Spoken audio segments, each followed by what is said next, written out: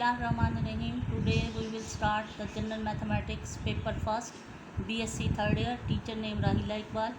Book जो हम use कर रहे हैं मैथमेटिकल मेथड की, ये आपकी बुक है. और क्या कहते हैं, चैप्टर नंबर 7 हमने स्टार्ट किया हुआ है. एक्सरसाइज 7.2 तक हमारा कंप्लीट हो गया. अब हम इससे आगे जो है 7.3 से पहले आपकी डेफिनेशंस हैं, उन डेफिनेशंस को हम देखेंगे. उसमें सबसे पहली डेफिनेशंस है आपके पास mixed series. An infinite series having both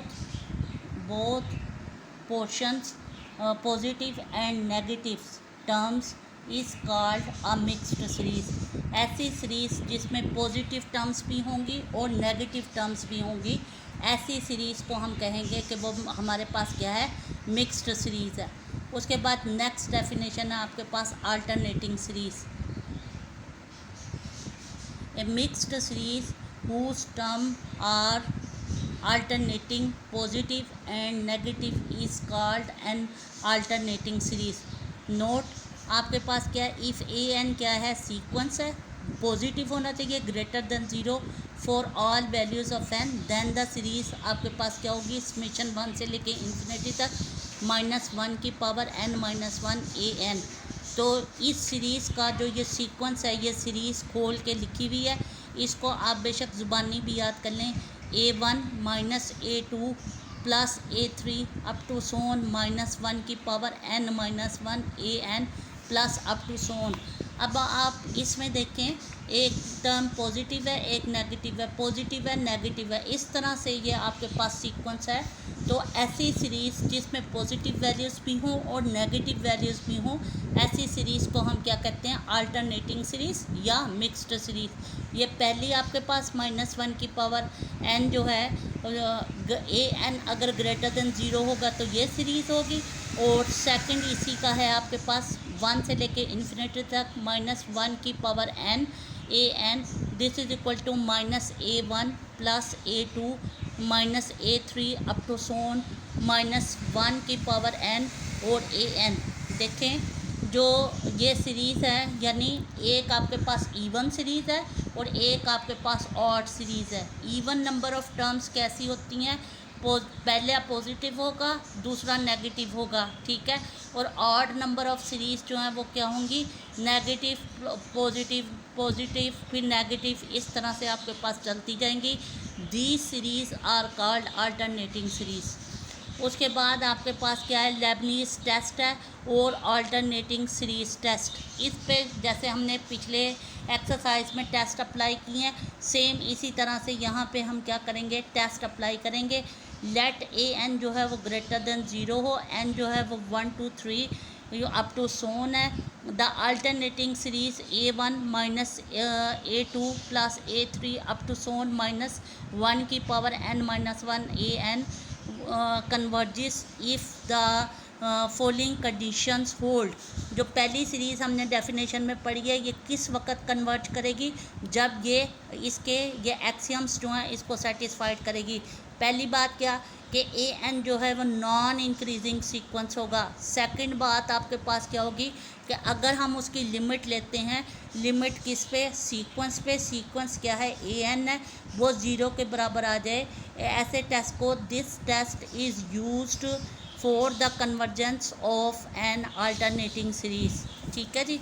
next आपके पास क्या है, एब्सोलूट कन्वर्जिस, यानी हर हालत में वो कन्वर्ज करेगी. ए सीरीज़ समेशन आपके पास 1 से लेके इन्फिनिटी तक a n is said to be converges absolutely if the series 1 से लेके इन्फिनिटी तक ए एन जो है वो हमारी क्या करेगी, कन्वर्ज करेगी.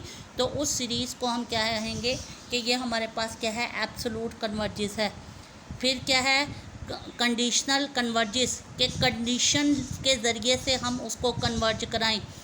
तो ए सीरीज़ समेशन 1 से लेके इन्फिनिटी तक a n is said to be converges conditionally if summation 1 से लेके इन्फिनिटी तक ए एन जो है वो कन्वर्जिस करेगा एंड 1 से लेके इन्फिनिटी तक ए एन मॉड जो है वो हमारा क्या होगा, डाइवर्ज करेगा.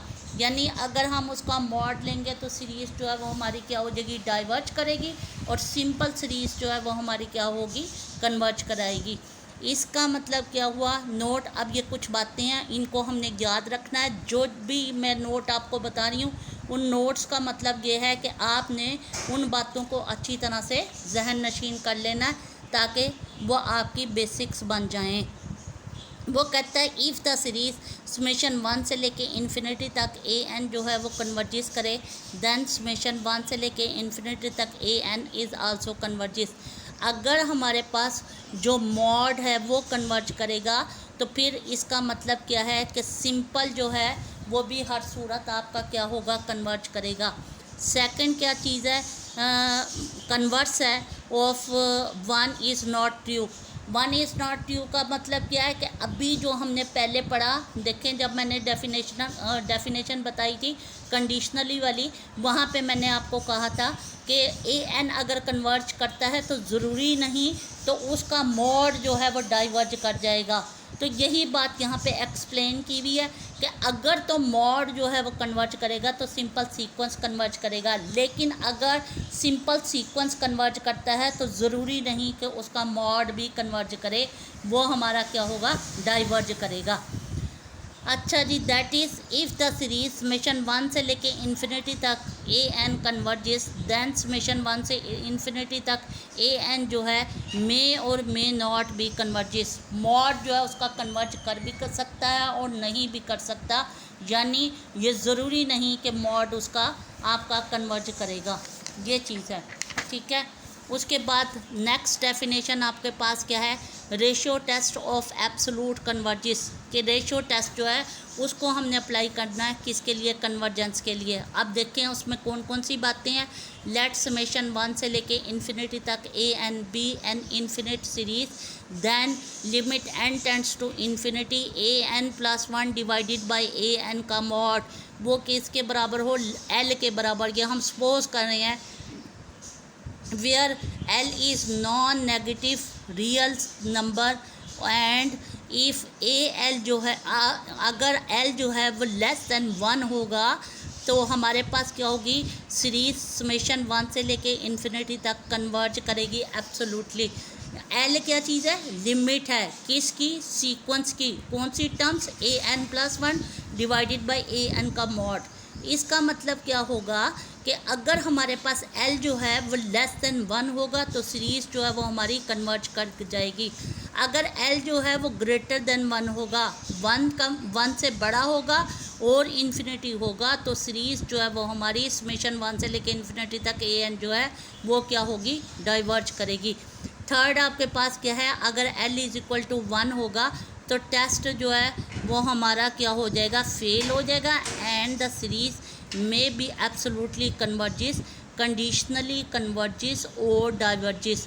अगर हमारे पास 1 के बराबर होगा तो टेस्ट जो है फेल हो जाएगा, या फिर क्या है कि वो कन्वर्ज भी कर सकता है या डाइवर्ज भी कर सकता है। लास्ट डेफिनेशन है आपके पास, the root test for the absolute converges. Root test, एक हमने पढ़ा है रेशियो टेस्ट, एक हमने पढ़ा है रूट टेस्ट।